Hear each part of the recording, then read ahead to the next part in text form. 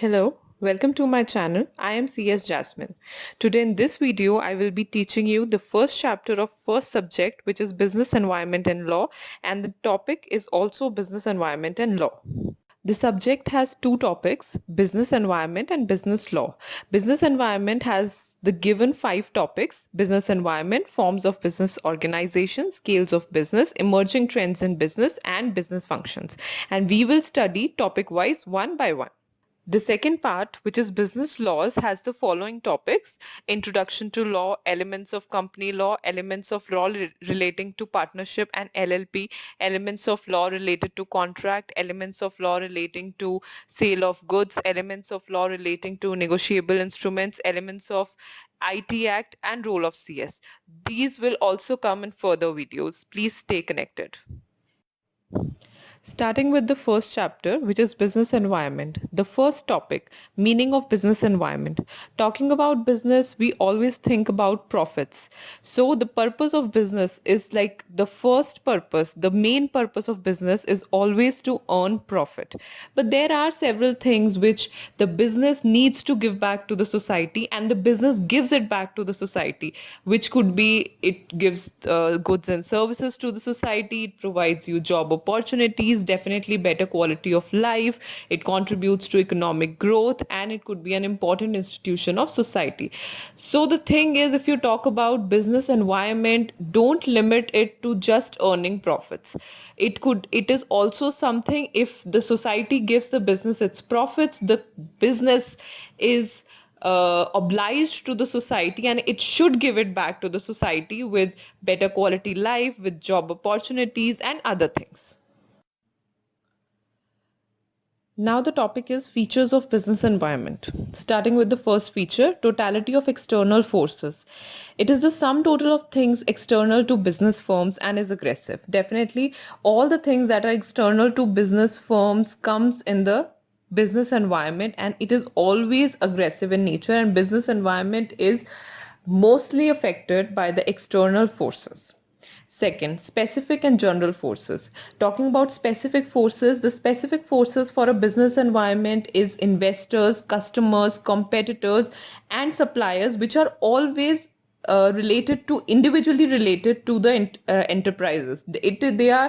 They are directly related to the enterprises, and they affect their day-to-day workings, because investors can change, customers can change, competitors can change, and they are different for different firms, different for all the types of shopkeepers or firms or whatever business you are running. Then talking about the general forces, they are just social, political, legal, technological conditions, which are like they impact on all the business enterprises. If something comes, like a social policy comes, or a political party changes, or something legal comes out, it will affect them in total. It will not affect one firm or one shopkeeper or one businessman. It will affect everybody, and it has an effect like individually to all the firms and indirectly to all the firms, but it affects all in one. Specific ones will obviously target their customers. They will target the specific things. Talking about the third feature, dynamic nature. Dynamic means change. It is very simple. Change is happening every day, every time. Business, every business depends on the changing environment. Like shift in customer preferences, customer may just not like your product, may just start liking another product, or there could be an entry of a competitor who is offering the same product in less prices, then definitely the customer will just go. So dynamic nature is it keeps on changing. It is changing from time to time. Fourth, uncertainty. Business environment is the most uncertain thing. It's unpredictable what could happen in future. The examples are IT or fashion industry. You can never predict what will be the tomorrow's fashion or day after tomorrow. So it is very unpredictable, and you really can't plan for long things. Fifth is relativity. Now, it has a relative concept, which means it differs from country to country and even region to region. If you start thinking about starting a business in India, it could be a good option to start a business of saris in India. But if you think that it could be a good business in France, then it's not a good idea. It's always relative. Talking about business environment, it's always relative. That means it's related to the place you are living, to the region you are living, and the environment you are living. The last feature is multifaceted. That means the changes are frequent depending on knowledge and existence of business person. So it means that everything is changing. They are changing day to day, but it just depends on your knowledge and your existence, that how you're going to uh, keep up your business with the business environment. Now comes the importance of business environment.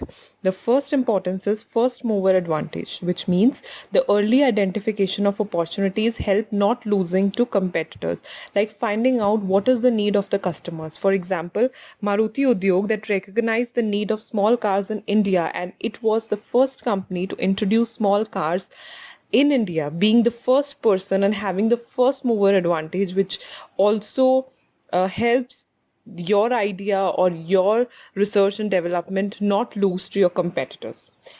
The second importance is identification of threats. It helps in taking corrective and improving measures to survive the competition. It is very important to survive the competition, to be in the market, and business environment helps to identify the threats. For example, a foreign MNC is always a threat to an Indian firm. So the moment the foreign MNC comes in, the Indian firm can recognize the threat and can cope it up with by increasing its quality or reducing its prices to be in the market. The third importance is coping with rapid changes. Now it's very important. Changes happening every day, every time. It's very dynamic environment. So with the dynamic environment, to survive in the market, to survive in the industry, every business enterprise needs to cope up with the rapid changes. The fourth importance is improving performance. Now it helps in continuously monitor the environment and take suitable business practices. With the changing environment, with the threats coming in, with competitors coming in, everything happening side by side, it's very important to improve your performance every time, whichever is happening, whatever is happening. Continuing with the importance of business environment, the next is giving direction for growth. Now the interaction with environment, it leads to opening up new frontiers of growth. Definitely how the environment reacts, it's very important how the business grows. The next is meeting competition. Now it helps in analyzing competitors' strategies and formulate its own. It's very important to mold your business or your strategies according to the competitors so that you can compete in the market and stay in the market with your competitors. Now, whether they are increasing their quality or they are decreasing their prices, this also hampers your products. The next is image building. It helps in showing sensitivity to environment within which they are working. It's very important to make a good image. Most of the people, most of the customers buy the products because of good images. The last is continuous learning. Now the managers are motivated to update their knowledge, understanding and skills. Talking about vision and mission statement. Vision statement, very easy. Like we think about ourselves. Where do we see ourselves in 5 years or 10 years? It's the vision of our life for ourselves. Same is for a company, that what is a vision statement? It is the desired position of the company. Where do you want your company to be? Where do you want your company to reach after 5 years or 10 years? The desired position, that is called a vision statement. And a mission statement. Now mission is very simple. What you want to achieve, you need to do work, you need to work hard for that. For that you should have your objectives, your goals, your approach. Same is with the company. You need to have company's business, its objectives and its approach to reach the mission where you want to see your company, the heights you want to see your company at. That is a mission statement. Now, what is the common use of vision and mission statements? In simple words, why do we need a vision statement or why do we need a mission statement? It is very important, starting with the internal to organization, then I'll also talk about external to organization. Internal to organization, it is used like management's thinking on strategic issues during times of significant changes. How would a management decide? How would it decide what to do, what not to do, how to flourish the business, how to grow the business, take the strategic decisions. At that point of time, you need to have a vision, you need to have a mission. Where do we want to reach? Then only we can decide the strategic issues. Then helps define performance standards.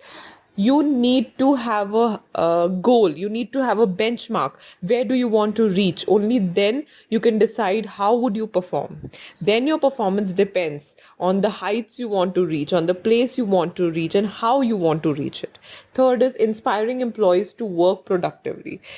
The employees should also be inspired to work productively so that they can reach the places where the company wants to reach, and it's in their benefit as well. If the company will flourish, if the company will grow, automatically the employees will grow, their salaries will increase. So they should also be inspired, they should also be convinced that a company will reach somewhere, you will reach the heights, it will grow, it will flourish, it will succeed. Then guide employees decision making. How would an employee take a decision if you don't have a mission, if you don't have a mission? It's just like a you're lost in the market, you don't know what to do. So it's very important for every decision making, even for employees decision making, the company should have a vision and mission statement. And then the last one, establish framework for ethical behavior. Very, very important in today's era.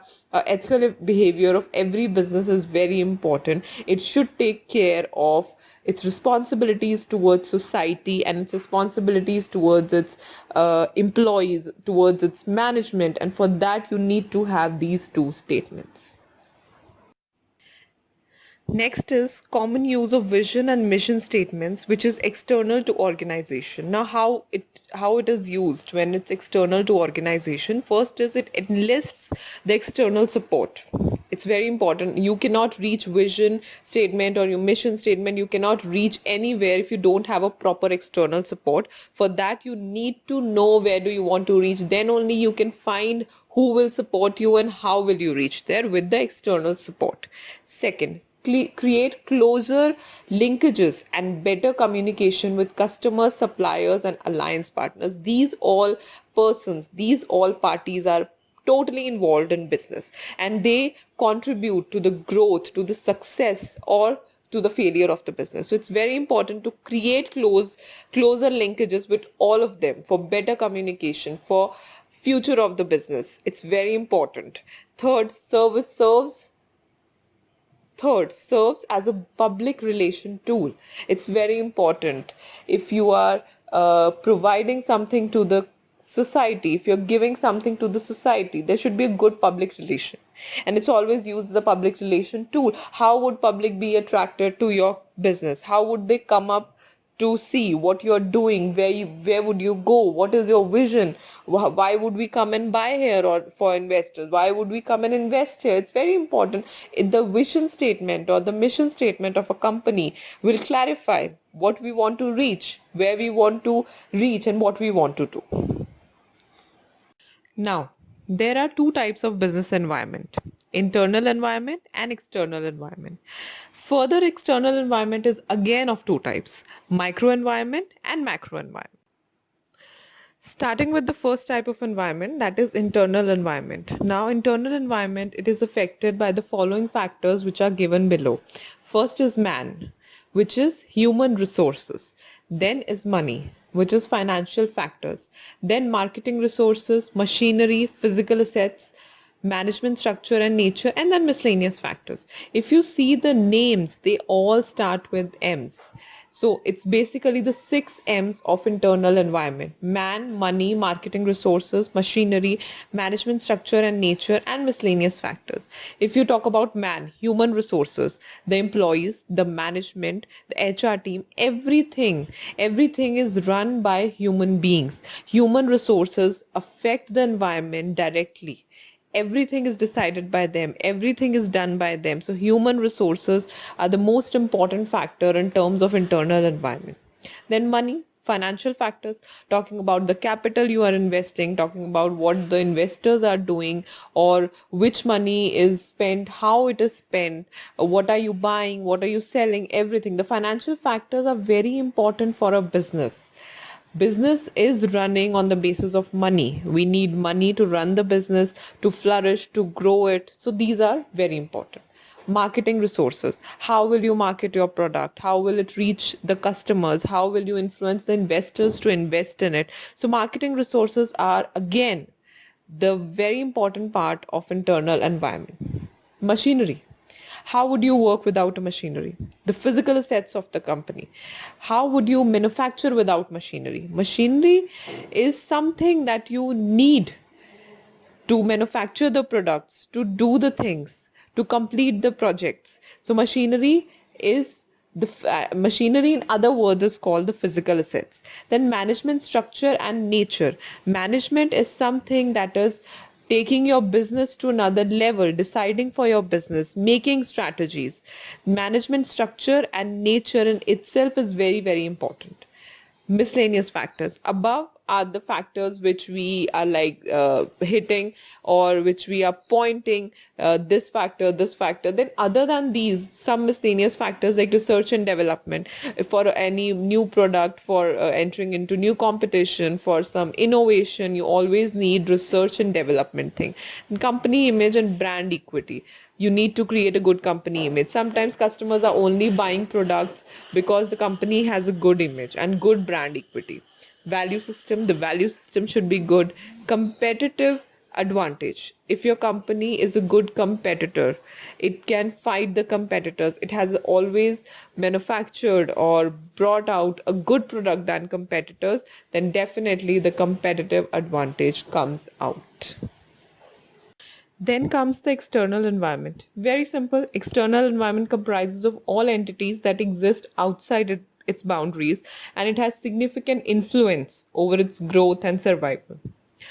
Now, external environment, definitely the things that from outside are attacking inside, some political changes, some legal factors, or some competitors coming in. These all things are happening outside the boundaries of the business, but they impact the business very strongly. A proactive or reactive response leads to significantly different outcomes. How do you react to some political change? How do you react to some legal change or some competitor coming up? It's very important. So in case of external environment also, there are two types of external environments: micro environment and macro environment, which we will discuss now.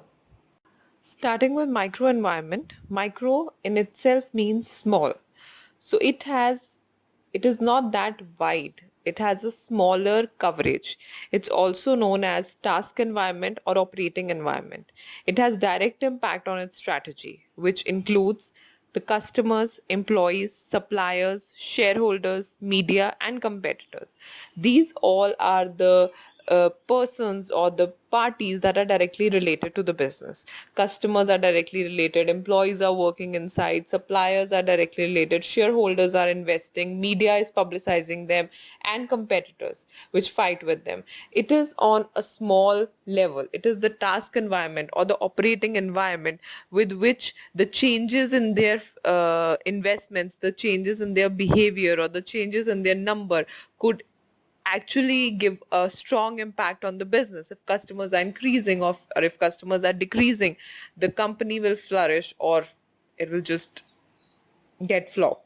Employees, the way they are working, the way they are investing, they're giving time to the business is again something that contributes to the growth of business. Suppliers, how are they supplying? The number of suppliers, the proper access of the suppliers is very important for proper supplies.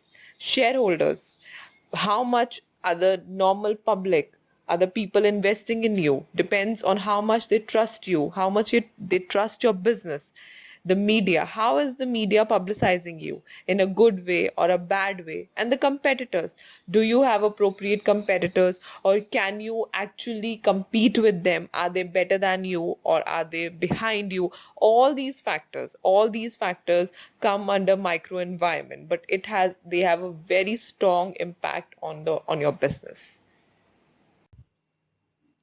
The second type of external environment is macro environment. Macro environment is also called general or remote environment. It is uncontrollable than micro environment because macro in itself, it means a wider scope, large, big. It has a wider scope. The coverage is large. It's bigger than micro environment. It is something that is general, or you can say remote environment.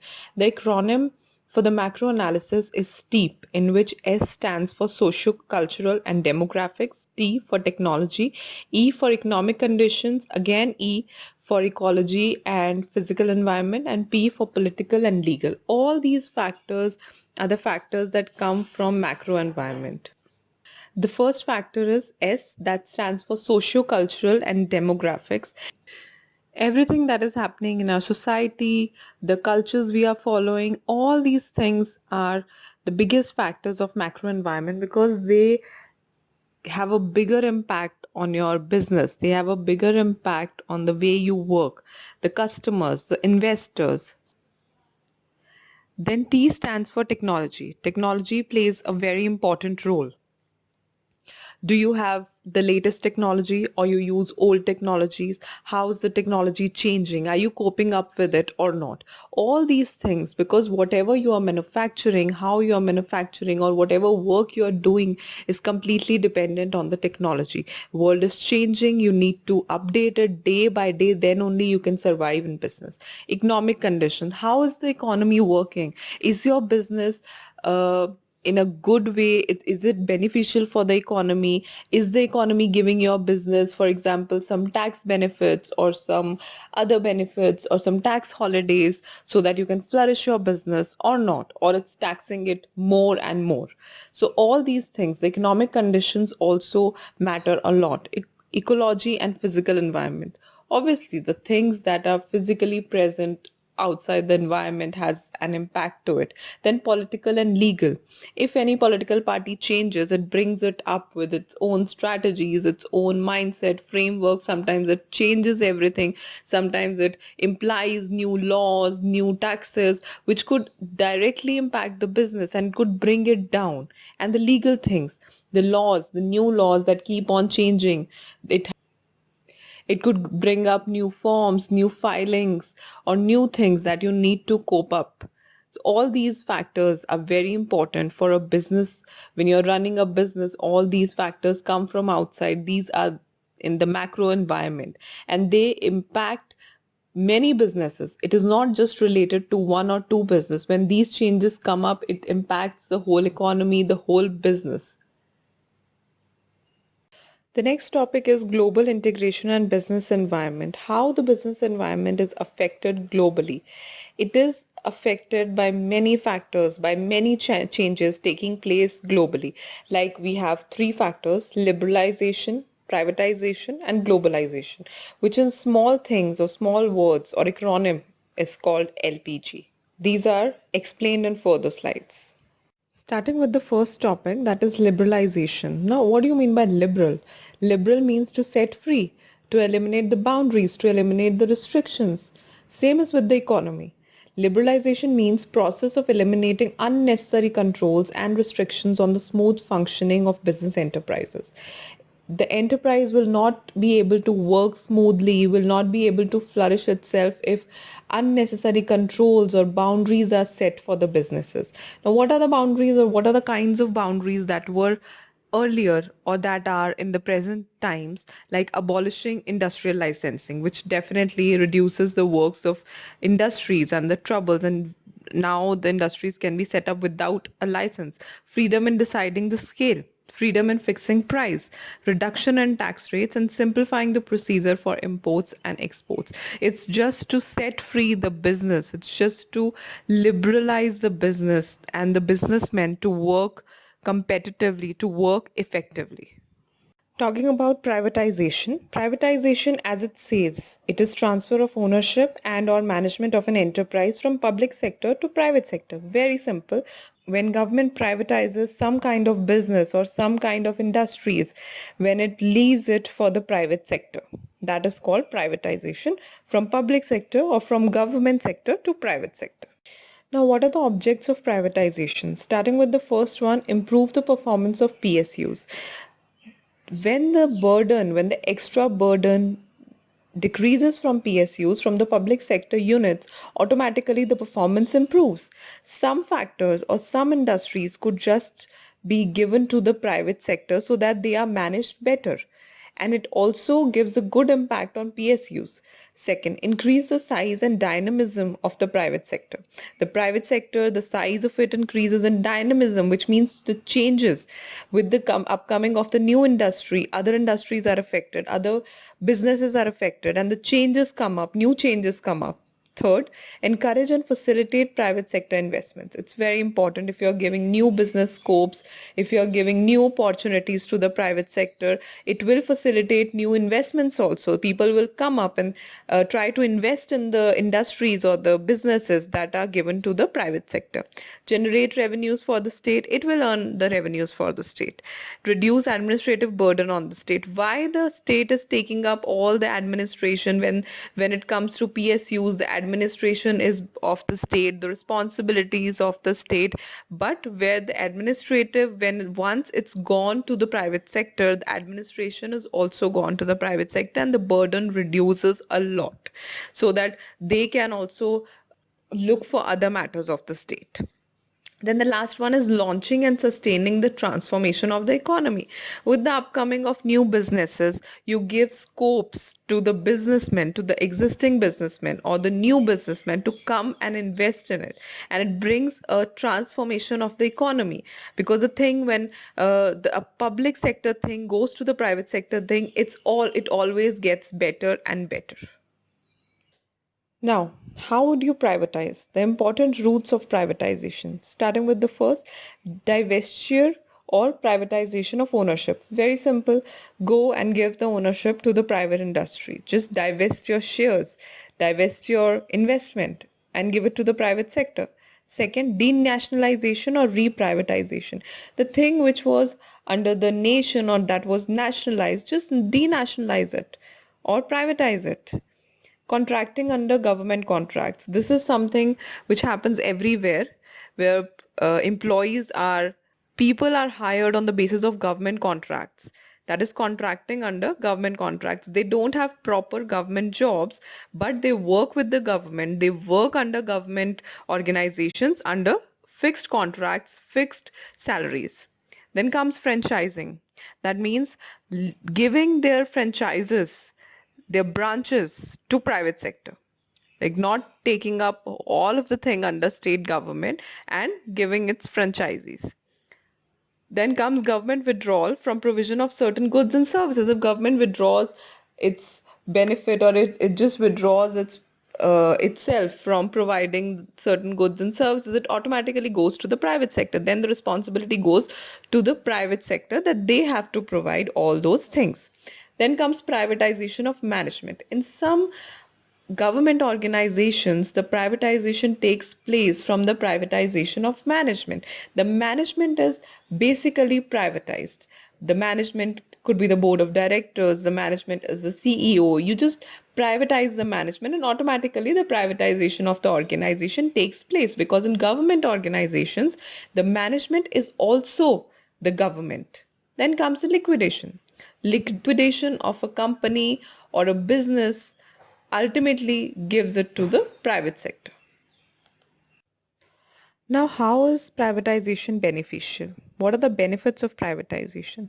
Starting with the first one, it reduces the fiscal burden of the state. Very important. Fiscal burden is the financial burden or the public revenue, the finances. It reduces the fiscal burden of the state. Then the state is not responsible for anything, for the finances to be invested or the finances to be managed. It goes to the private sector.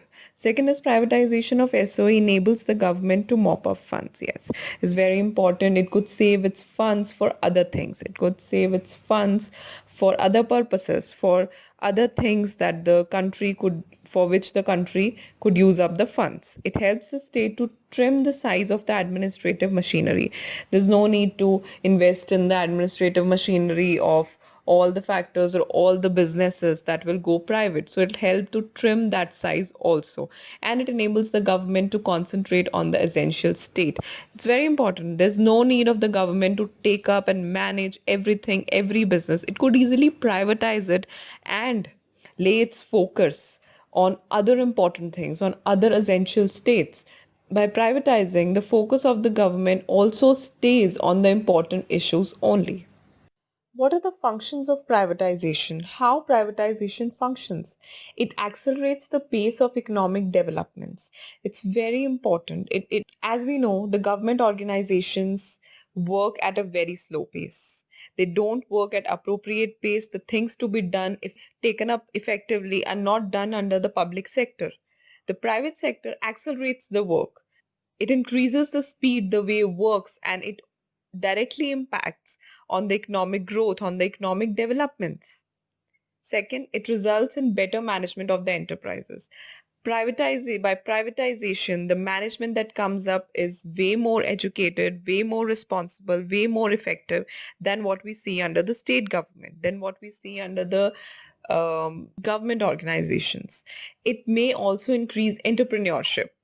When you give a new opportunity in the market, in the industry, it increases the investment interest of people to invest in it, to encourage the entrepreneurship. And the fourth one, it may increase the number of workers and common man who are shareholders. Maybe the work increases in scale. So the business needs more number of workers and the common man who are shareholders who could trust the person who's taking up the business from the government, and they invest more. So these are the functions that the privatization brings with it. Then the issues that come up with privatization are: first, reduction in the number of industries that are reserved for public. Automatically, when the government privatizes, the number of industries that are already reserved for the public sector, it decreases in number. Second, disinvestment of shares of selected public sector industrial enterprises. The shares will get disinvested in terms of that it will go from the public sector, from the government to the private sector or to the private people. So the disinvestment of shares of selected public sector industrial enterprises. Improvement in performance through an MOU system. MOU is Memorandum of Understanding. So through Memorandum of Understanding, the performance could be improved. As the performance goes into the private hands, it automatically gets more effectively, it gets worked up more effectively. So it leads to the improvement of performance. Then massive expansion of private sector in India. As the number of industries or organizations shifts from the public sector to private sector, the expansion of private sector will take place in India, which is very important and very good for the growth of the country, for the growth of the economy. Then comes globalization. Globalization means growing economic interdependence of countries worldwide through increasing volume and variety of cross-border transaction in goods and services and of international capital flows, and also through the more rapid and widespread diffusion of technology. If you need to flourish your business, if you need to take up to another level, it's very important to have cross-border interactions, cross-border transactions for exports, imports, capital flows. Then only the country will also flourish. As globalization takes place, you take your business, you take your work to another countries, to another people, then you come up with the technologies, with import and export of goods and services, or with import and export of technology. So globalization is very important. It's beneficial for the factory or industry as well as for the economy. Thank you for watching my video. The detailed video on types of environment will follow up, and for any other detailed video or any topic given above, let me know in the comment section below. Please like, share, comment and subscribe.